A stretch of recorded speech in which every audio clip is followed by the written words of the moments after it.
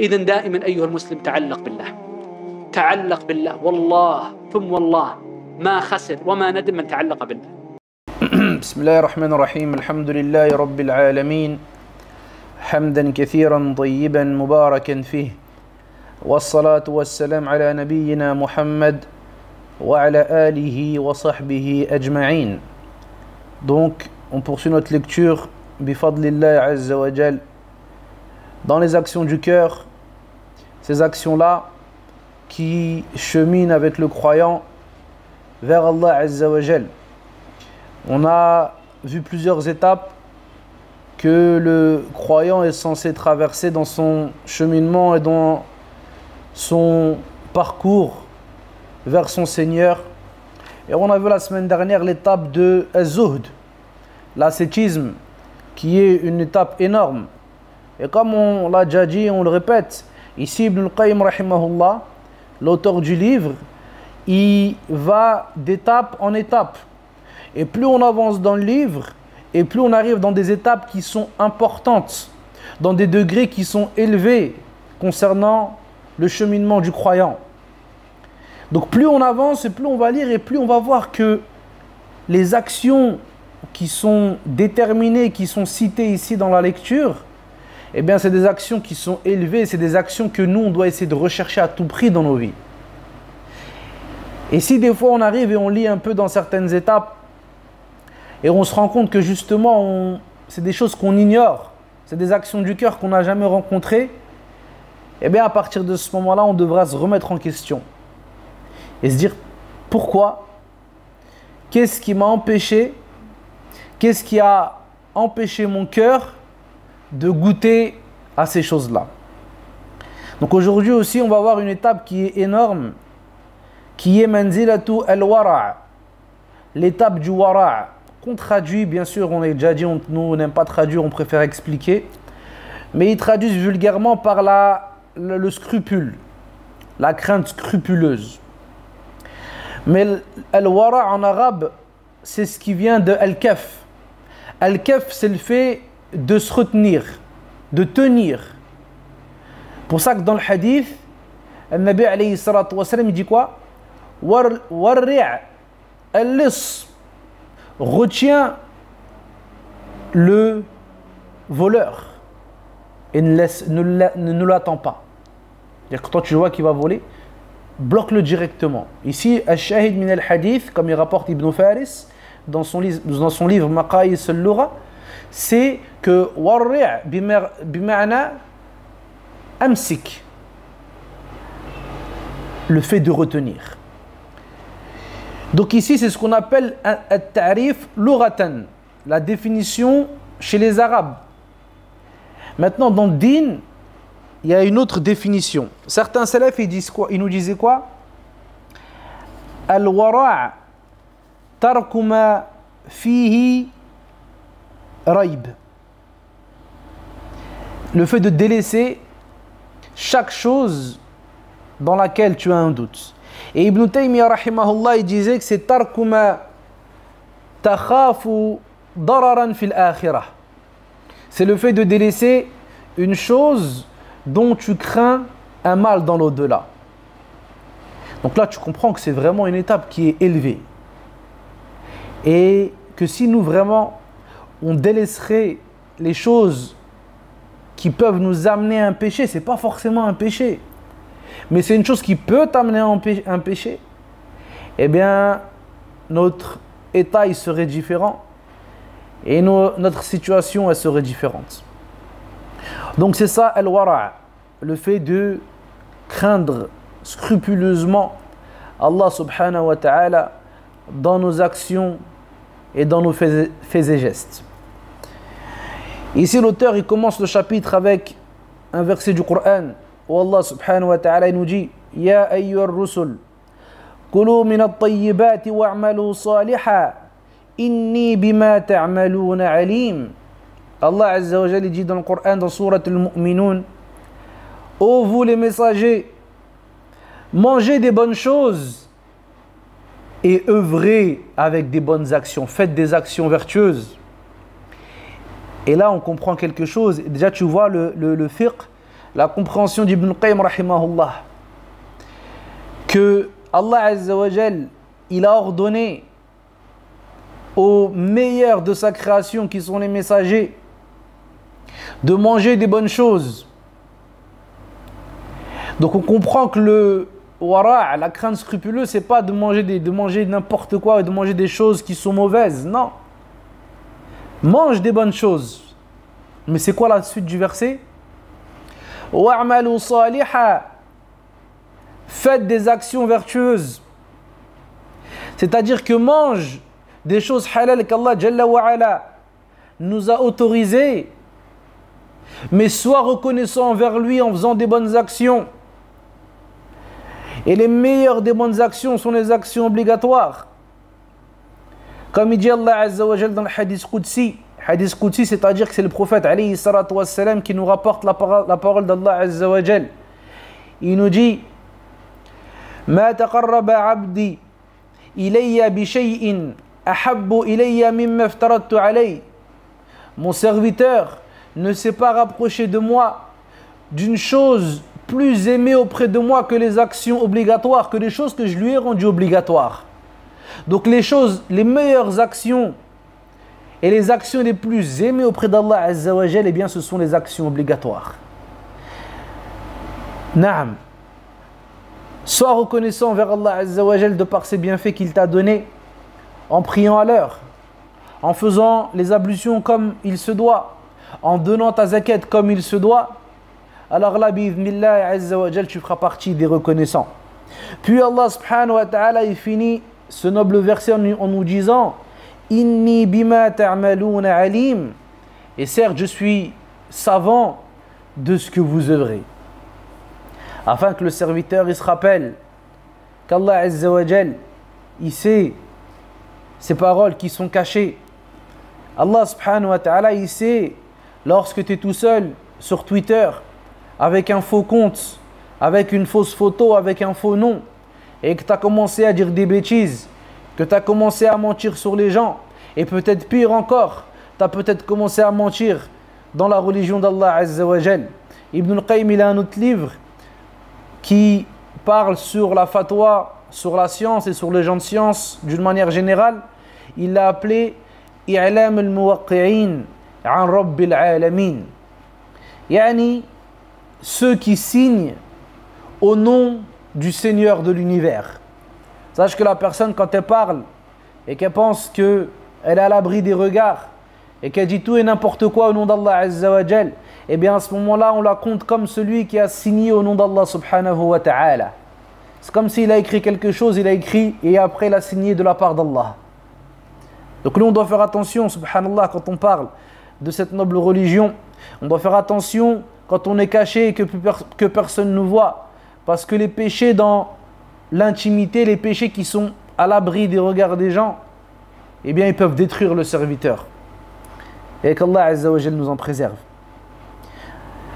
Ensuite, Ibn al-Qayyim rahimahullah, il ramène un deuxième verset où Allah Azza wa Jal nous dit dans Al-Muddathir: Wa thiyabaka fatahhir. Ici, Allah Jalla wa Ala, il a ordonné au prophète alayhi salatu wassalam de purifier ses vêtements.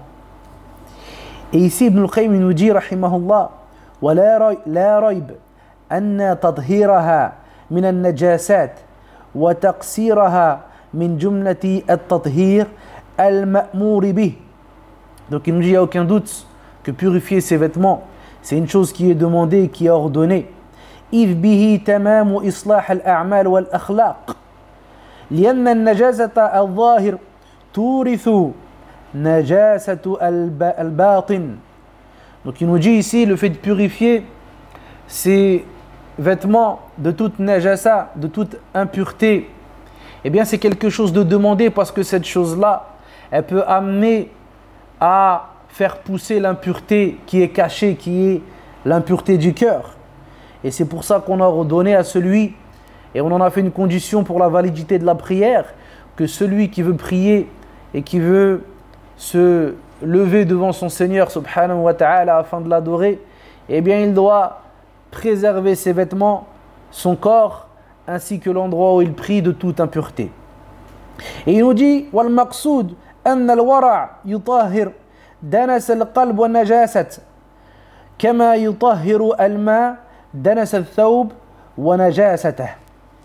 Donc il nous dit là ce qui est voulu, c'est que le wara', cette crainte scrupuleuse que le serviteur il va avoir dans son cheminement vers Allah Azza wa Jal, eh bien elle va purifier son cœur de toutes les impuretés, de toutes les saletés. À l'image de l'eau qui elle va purifier les vêtements du serviteur de toute impureté et de toute saleté. Donc ici, il nous dit, rahimahullah, qu'il y a un lien direct justement entre le fait de purifier ses vêtements et le fait de purifier son cœur. Et il nous dit d'ailleurs, c'est pour ça que le prophète, alayhi salatu wassalam, il nous a interdit certains vêtements. Comme il a interdit al-harir, l'irrijal, il a interdit la soie pour les hommes, ainsi que l'or pour les hommes aussi. Wa julud as-siba', ainsi que la peau des animaux féroces, tels que le lion, le tigre, etc. Pourquoi? Parce que tout cela et tous ces vêtements-là, ils peuvent avoir un impact direct sur la foi et le cœur du croyant.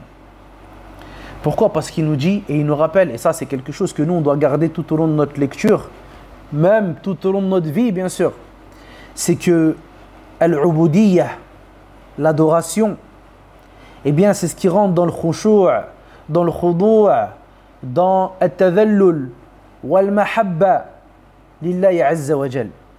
Donc l'adoration, ça renferme le sens de l'humiliation, de l'humilité, de l'amour pour Allah azza wa jal.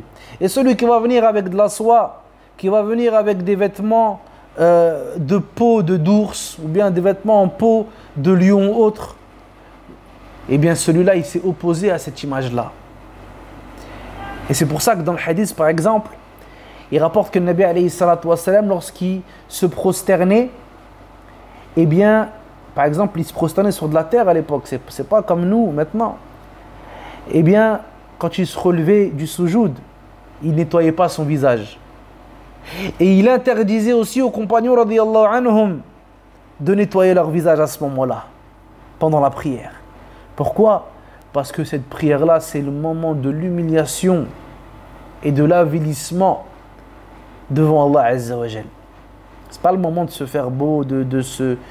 Et c'est pour ça que dans l'autre hadith, quand Nabi alayhi salatu wassalam, fi khilaf bain al-ulama pour la cause de ce hadith-là, mais certains ils ont dit en tout cas que lorsque le prophète alayhi salatu wassalam, il a interdit aux compagnons de se retrousser les manches et de s'attacher les cheveux pour la prière, c'est aussi ça la illa.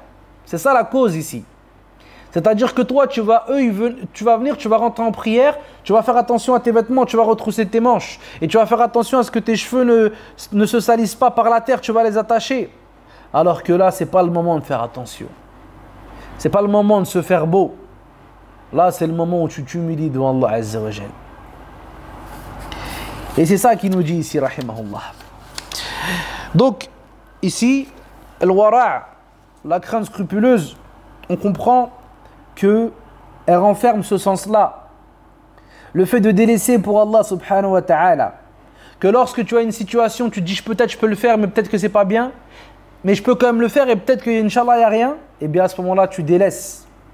C'est pour ça que Nabi alayhi salatu wassalam, il dit dans le hadith de Al-Hassan radiyallahu anhu, il dit Da' ma yaribuk ila ma la yaribuk. Délaisse ce qui te met dans la confusion pour la chose qui ne te met pas dans la confusion. Yani délaisse la chose dans laquelle tu as un doute pour la chose dans laquelle tu n'as pas de doute. Et là on revient à ce qu'on a dit il y a quelques instants les frères. C'est que cette manzila et cette étape-là, c'est pas une étape pour tout le monde. C'est pas une étape que n'importe qui peut comprendre. Et même nous, c'est pas une étape qu'on doit parler à tout le monde, aslan.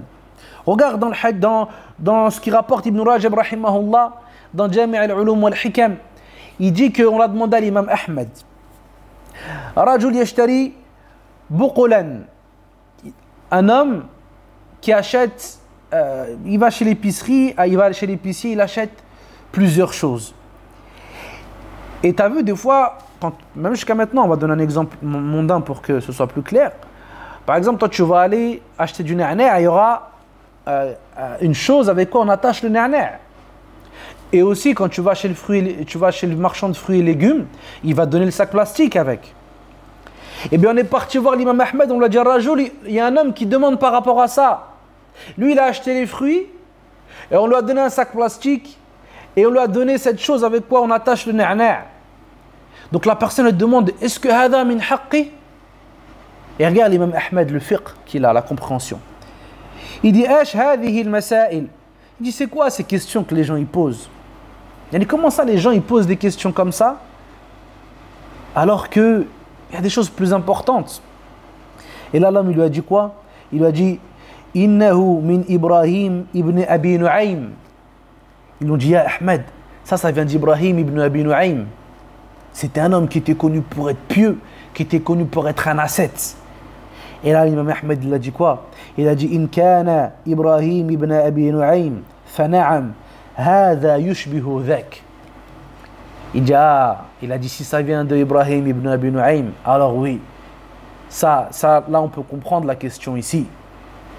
Parce que cela, ça ressemble à un homme comme lui. C'est un homme pieux, c'est un homme vertueux, c'est un homme qui craint Allah Azza wa Jalla dans tout ce qu'il fait. Donc que lui demande sur ces choses-là, on comprend. Maintenant que la personne, il est là, regarde, ça le fiqh. Lui, il est là, il est dans la drogue, il est avec des femmes bizarres, il fait les pires des péchés. Et après, il dit non, moi je mange que si c'est AVS. Wallah. Il prie quand il prie une fois tous les 10 ans. Il prie que le vendredi, des fois même. Et après, il vient et nous dit non, moi si c'est pas AVS, je mange pas. Ça rentre dans ce qu'il a dit l'imam Ahmed. C'est quoi ces questions? C'est quoi ça? Wallah, un frère ici avec qui je suis, avant il était en France, il travaillait dans une crêperie. Fais ta crêpe et toutes ces choses-là. Et il m'a dit, un jour, un homme, il est arrivé avec une femme le soir. Ils avaient l'air d'être dans un état spécial. Madame habillée n'importe comment. Bref, je vous passe les détails. Et le frère, machallah, il porte la sunna, il a une grosse barbe.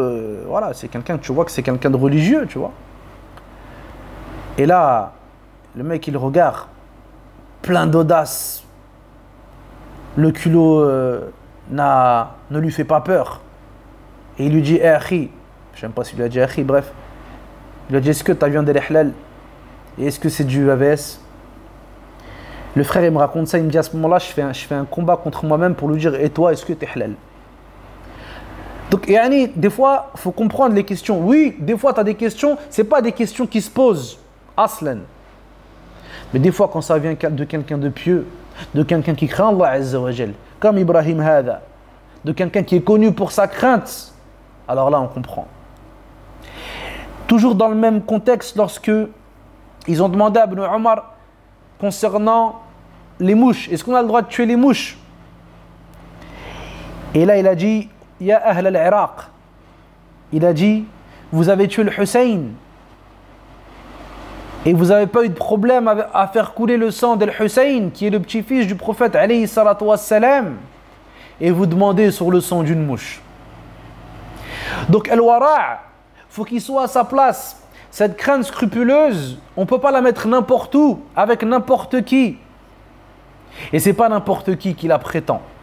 Au aslan, celui qui est dedans, il ne va jamais la prétendre. Mais ce n'est pas n'importe qui pose ce genre de questions. Et ici, Al-Fudayri disait, rahimahullah, Yaz'am an-nas anna al-wara'a shadidun. Il disait, les gens, ils ont prétendu que la crainte scrupuleuse, c'était difficile. Il disait, Ma warada alayya amran illa akhadhtu bi ashaddihima. Il dit, moi, on ne m'a pas présenté une seule chose sans que je prenne la chose la plus difficile. Et Hassan ibn Abi Sinan, il disait, Ma shay'un ahwan min al-wara'. Regarde Salaf comment ils étaient, subhanallah. Il disait, il n'y a pas une chose plus facile que le wara', que la crainte scrupuleuse. Il disait, إِذَا رَابَكَ شَيْءٌ فَدَعْهُ. Lorsqu'une chose elle te met dans le doute, eh bien délaisse-le. Lorsqu'une chose elle te met dans le doute, eh bien délaisse-le. Et ici, Ibn Rajab, rahimahullah, il commente, il dit, regarde là, subhanallah, les ulama, il dit, وَإِنَّمَا يَسْهُلُ عَلَى مِثْلِ Hassan, rahimahullah. Il dit, ces actions-là, elles sont faciles pour des hommes comme Hassan, rahimahullah. Mais ce n'est pas pour tout le monde. Donc, al-qasd ici, c'est que la personne, elle se remet en question. Et surtout, on ne va pas brûler les étapes. Et on va toujours essayer de chercher ce qui est plus important. Al-aham fal-aham. Le plus important, puis le plus important. Et c'est pour ça qu'on va voir que Allah Azza wa Jal, quand il a envoyé le prophète alayhi salatu wassalam au Quraysh, la première chose qu'il les a appelés, ce n'est pas la prière. Ce n'était pas non plus jeûner. Ce n'était pas le voile. Là, la première des choses, c'était le tawhid. C'était aqidah sahiha. Purifier cette croyance de toute association. Avoir une croyance saine, pure. Un tawhid khalis lillahi azza wa jal. Rentrer le yaqin dans le cœur des croyants. C'était ça la première chose. Et puis après, une fois que le croyant, il commence à avoir justement la connaissance de son Seigneur subhanahu wa ta'ala, eh bien quand on va lui dire ça c'est halal, ça c'est obligatoire, ou ça c'est haram, eh bien ça va être plus facile pour lui. Mais celui qui ne connaît pas Allah Azza wa Jal, tu vas lui dire c'est halal, tu vas lui dire c'est haram, mais lui ça ne lui parle pas, parce que lui c'est mécanique. Mais celui qui connaît Allah Azza wa Jal, eh bien pour lui c'est différent. Ensuite l'auteur il poursuit, il nous dit, il rapporte le hadith du prophète alayhi salatu wassalam, qui il nous dit que ce hadith là ça rassemble justement al-wara'. قال عليه الصلاة والسلام من حسن إسلام المرء تركه ما لا يعنيه. Il nous dit alayhi salatu wassalam fait partie du bon islam de la personne le fait de délaisser ce qui ne le concerne pas. Lorsqu'une chose ne te concerne pas, eh bien tu la délaisses. Tu délaisses la parole sur les autres. Et là, Ibn al-Qayyim nous dit, il y a plein de choses qui rentrent. Il dit, tu délaisses les paroles tu délaisses les autres dans la parole. Tu délaisses le fait de regarder les autres. Tu délaisses le fait de les écouter. Tu délaisses le fait de penser à eux. Tu délaisses toutes ces choses-là qui vont te détourner le cœur d'Allah Azza wa Jal et qui vont tourner ton cœur vers les créatures et vers leur vie. Et forcément, celui qui va se tourner vers les créatures, eh bien, il peut glisser. Sa langue, elle va fourcher. Peut-être ses mots ne vont pas être bons. Et à ce moment-là, eh bien, il aura sacrifié une part de son au-delà. Et il aura pris une part de ce bas monde. Donc, il nous dit que ce hadith-là, min husni islam il-mar'i tarkuhu ma la ya'ni, fait partie du bon islam de la personne qu'il délaisse ce qu'il ne regarde pas. Il dit ça renferme toute la crainte scrupuleuse. Donc regarde comment nous on est devenus à l'heure actuelle. Le frère ou la sœur il raconte sa vie sur les réseaux sociaux. Hada déjà c'est un problème. Mais l'autre problème c'est qu'aussi les gens ils regardent. Et les musulmans ils regardent. Et ils suivent. Et ils commentent. Est-ce que on n'a pas d'autre chose à faire? Est-ce que là on n'est pas entre le paradis et l'enfer? Est-ce qu'il y en a un d'entre nous qui sait où il va finir? Est-ce que chaque seconde ici qu'on a, eh bien c'est pas une source de regret dans l'au-delà? Et comme c'est venu chez certains salafs, ils disaient qu'il n'y a pas pour une personne Yawm al-Qiyamah sans que ce jour-là il regrette. As-salih Yawm al-Qiyamah yandam. Le pieux Yawm al-Qiyamah il va regretter. Il va regretter de ne pas avoir rajouté du bien à tout le bien qu'il a fait. Et le pervers aussi il regrettera ce jour-là. il regrettera de ne pas avoir diminué son mal face à tout le mal qu'il a fait. Donc ici, subhanallah, jama'a, le temps, il est précieux. Le temps, il est précieux. Et comme il disait certains salafs, فَإِن لَمْ تَقْطَعْهُ فَهُوَ يَقْطَعُكَ. Le temps, si tu ne le coupes pas, eh bien c'est lui qui va te couper, il est comme une épée. Donc comment nous on peut perdre notre temps à regarder la vie des gens, à les suivre et à perdre des heures et des heures précieuses dans ça, alors que juste en lisant le Coran, eh bien on peut prendre des hasanat et des hasanat, sachant qu'avec une lettre t'en as 10. Donc ça c'est des vraies choses que nous on doit méditer. قال إبراهيم بن أدهم رحمه الله الورع ترك كل شبهة وترك ما لا يعنيك هو ترك الفضلات. Donc il nous dit Ibrahim ibn Adham, justement c'était un grand imam parmi les salafs, il nous dit le wara', c'est le fait de délaisser toute ambiguïté. C'est à chaque fois qu'il y a une chose qui est ambiguë, eh bien tu la délaisses. À chaque fois qu'il y a une chose qui te met dans le doute, eh bien tu te diriges vers la chose qui ne te met pas dans le doute. Et il nous dit c'est le fait de délaisser la chose qui ne te regarde pas et le fait de délaisser tout ce qui est en plus. Chaque chose supplémentaire, eh bien tu la délaisses. وقال يحيى بن معاذ رضي الله أو رحمه الله الورع على وجهين ورع في الظاهر. Donc il nous dit Yahya ibn Mu'adh que al-wara' il est de deux types. La crainte scrupuleuse, elle est de deux types. La crainte scrupuleuse qui est apparente. Allah yataharrak illa lillah. C'est que la personne, elle ne bouge, elle ne fasse des efforts que pour Allah Azza wa Jal. Et ça, on a vu, c'est pas compliqué pour celui qui a de la clairvoyance. Et on a vu que les savants, hum yuqallibuna al-adat ila al-ibadat. Le savant, il va transformer les actions de tous les jours en adoration. Quand il va dormir, il va mettre l'intention de renforcer son corps afin de mieux adorer Allah Azza wa Jal et les récompenser. Quand il va manger, il va mettre l'intention de renforcer son corps pour adorer Allah subhanahu wa ta'ala et il est récompensé. Quand il va sortir chercher de l'argent dans son travail, il va mettre l'intention de nourrir sa famille et de se nourrir lui-même et il est récompensé. Ouais, ça c'est le savant, celui qui connaît Allah Azza wa Jal. Amma celui qui est insouciant, lui, il œuvre et beaucoup de choses malheureusement lui passent sous le nez de par la cause de son ignorance ou bien son insouciance. Donc il nous dit le premier c'est que la personne, le premier wara' c'est que la personne elle œuvre et elle se déplace que pour Allah Azza wa Jal.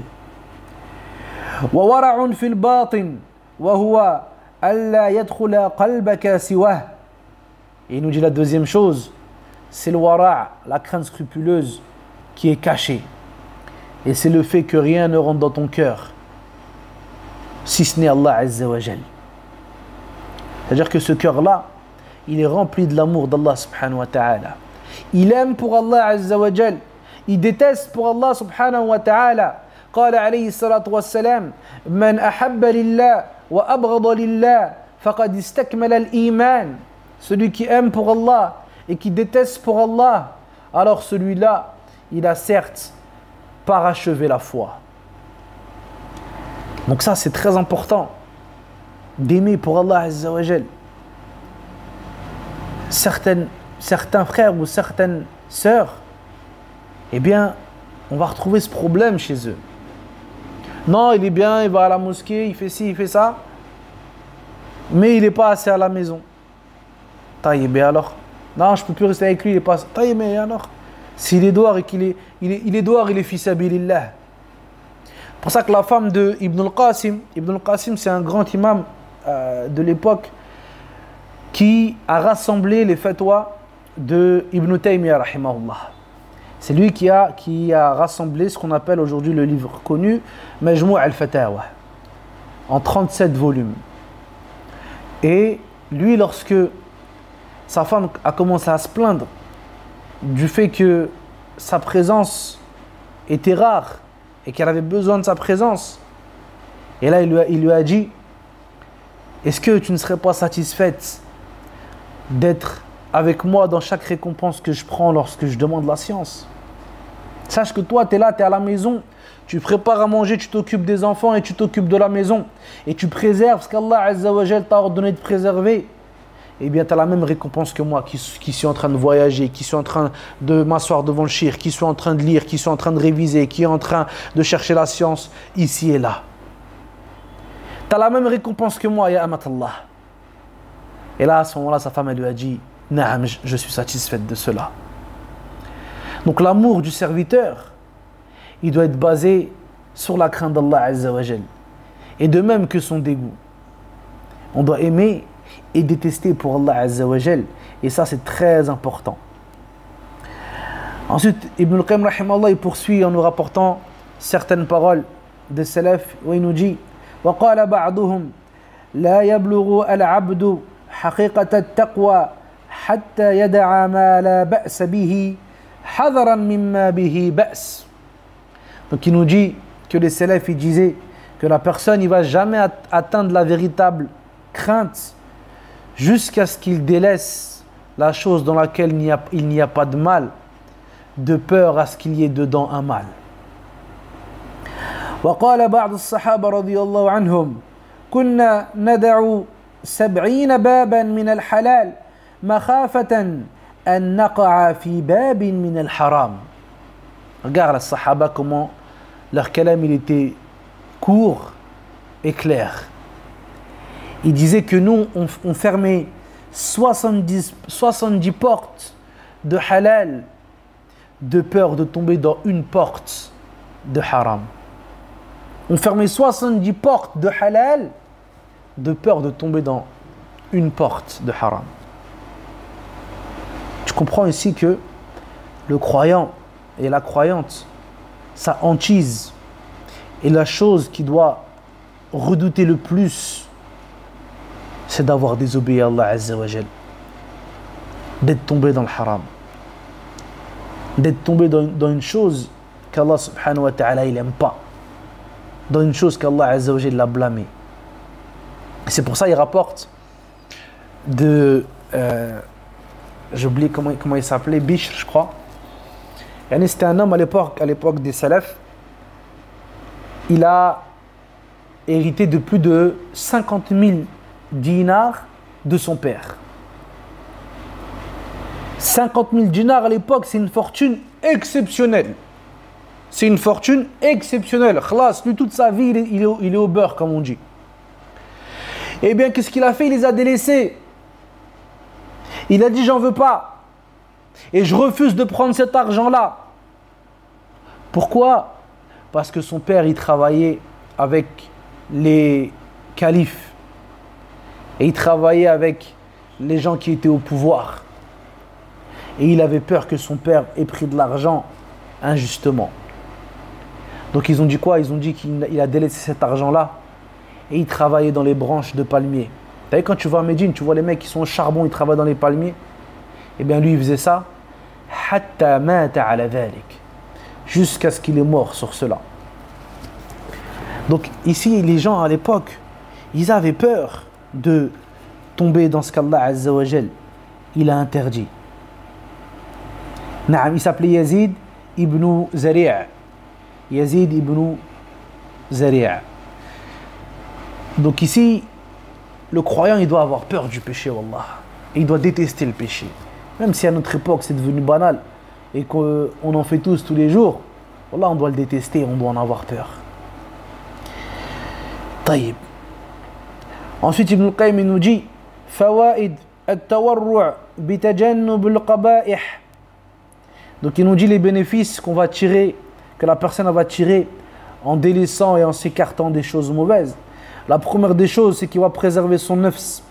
Il va la préserver de toutes choses mauvaises, de toutes choses qui la rendent avilie et qui l'humilient.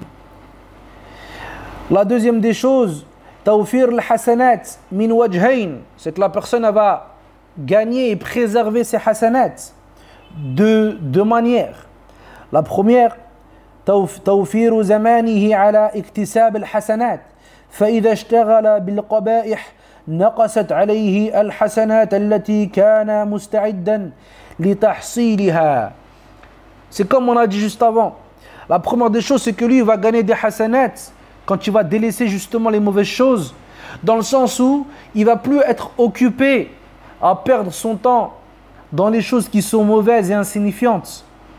Donc, le temps qu'il va passer, qu'il aurait passé dans les mauvaises choses, eh bien, il va les passer à prendre des hasanats et à se rapprocher d'Allah Azza wa Jal.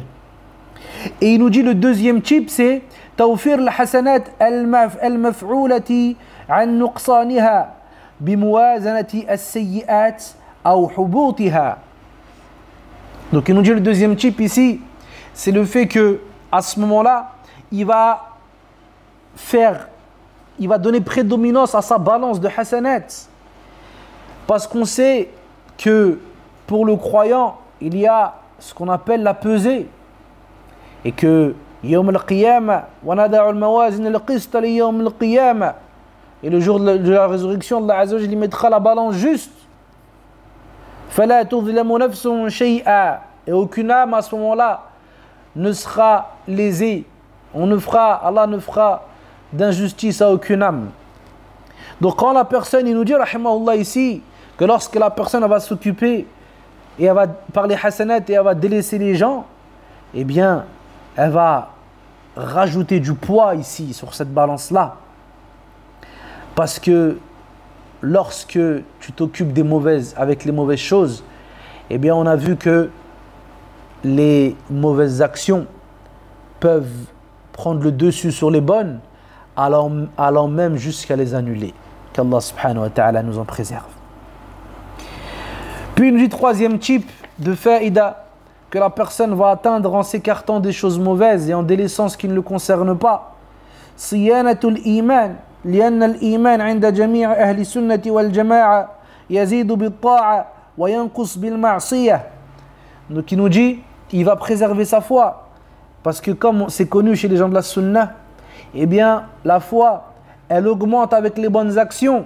Et plus tu vas œuvrer des bonnes actions, mon frère, eh bien plus ta foi, elle augmente. Rajoute à cela, comme il dit Cheikh Al-Uthaymin rahimahullah, plus la personne elle a envie de faire une mauvaise action et qu'elle se retient par crainte d'Allah Azza wa Jal, eh bien plus sa foi elle augmente.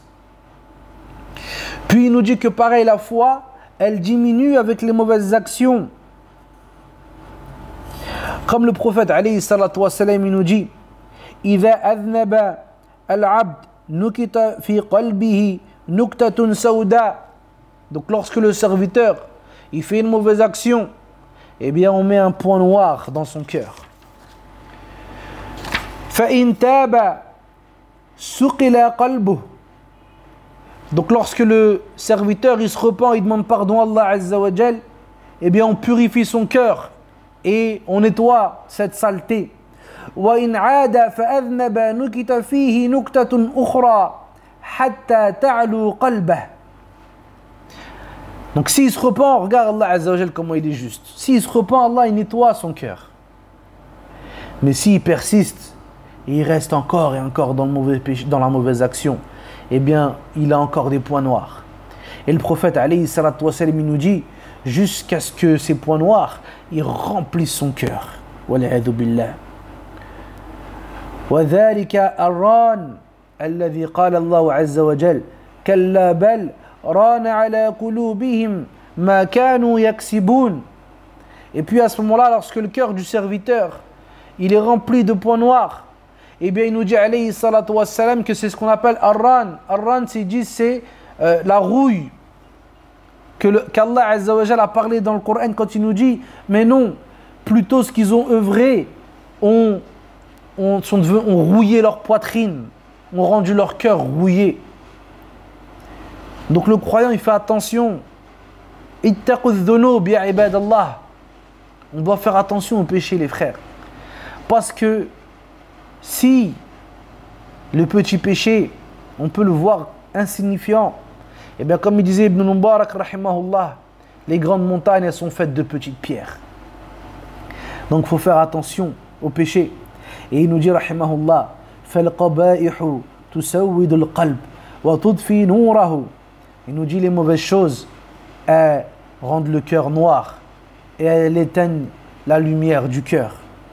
وَالْإِيمَانُ هُوَ نُورٌ فِي الْقَلْبِ. Et la foi, c'est une lumière dans le cœur. وَالْقَبَائِحُ تَذْهَبُ بِهِ أَوْ تُقَلِّلُهُ قَطْعًا. Et il n'y a aucun doute, il nous dit rahimahullah, et on finit le chapitre sur ça, et il nous dit il n'y a aucun doute que les mauvaises actions, eh bien, elles font partir cette lumière, ou bien elles la diminuent. Donc le croyant, il fait attention à préserver ce qu'il y a dans son cœur.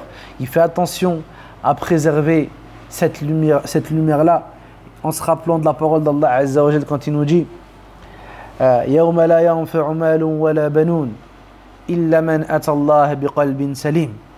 Le jour où les biens ainsi que les enfants ne profiteront à rien, si ce n'est celui qui vient Allah Azza wa Jal avec un cœur pur.